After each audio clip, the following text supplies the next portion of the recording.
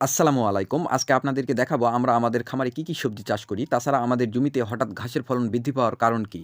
আমরা আমাদের খামারের ভিতরে কিছু জায়গায় বিভিন্ন ধরনের সবজি চাষ করতেছি। যেমন টমেটো, পাতাকপি, ঝাল, সিম, পুঁইশাক সহ আরও বেশ কয়েক ধরনের শাকসবজি লাগিয়েছি। যদিও এই জায়গাতে ভবিষ্যতে শেড করার পরিকল্পনা আছে, তবে আপাতত শীতকালীন সবজিগুলা চাষ করতেছি। এখন শীতকাল হওয়ার কারণে আমাদের শেডের মধ্যে ওইভাবে রোদ আসে না। তাই হালকা রোদ উঠলে শেড থেকে কিছু গরু বের করে রোদে বাঁধি। যে গরুগুলা একটু বেশি লাফালাফি করে ওদেরকে শেডের মধ্যেই বেঁধে রাখি। তো আমরা খামারে সকালের কাজগুলা সেরে ঘাসের জমিতে যাই সার দিতে।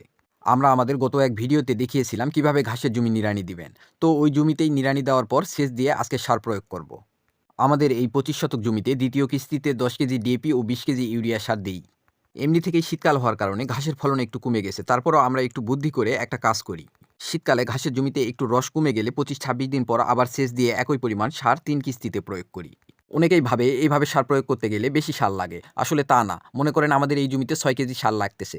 তো আমরা এই 6 কেজি সারকে 2 কেজি 2 কেজি করে 3 কিস্তিতে প্রয়োগ করি। অথবা আপনি ১ম কিস্তিতে একটু বেশি সার প্রয়োগ করলেন, আবার ২য় কিস্তিতে ১ম কিস্তির তুলনায় একটু কম সার প্রয়োগ করলেন।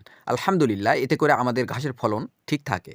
তো এই জমির পাশে আমাদের আরও ঘাসের জমি আছে। তো আজকে এই জমির পাশেই আমাদের আরেক জমিতে ঘাস নিড়ানি দিচ্ছিলাম। ঘাসের জমির পাশে আমাদের ভুট্টার জমি ছিল। ভুট্টার গাছগুলার গোড়া বেঁধে দেওয়ার মতো উপযুক্ত সময় হয়েছে। কিছুদিনের মধ্যে বেঁধে দিয়ে সেচ দিব ইনশাআল্লাহ। আলহামদুলিল্লাহ, আমাদের ঘাসের জমি ও ভুট্টার জমি পাশাপাশি হওয়ার কারণে আমাদের ঘাসের জমি দেখতে আসলে ভুট্টার জমিও দেখা হয়ে যায়। আবার ভুট্টার জমি দেখতে আসলে ঘাসের জমি দেখা হয়ে যায়।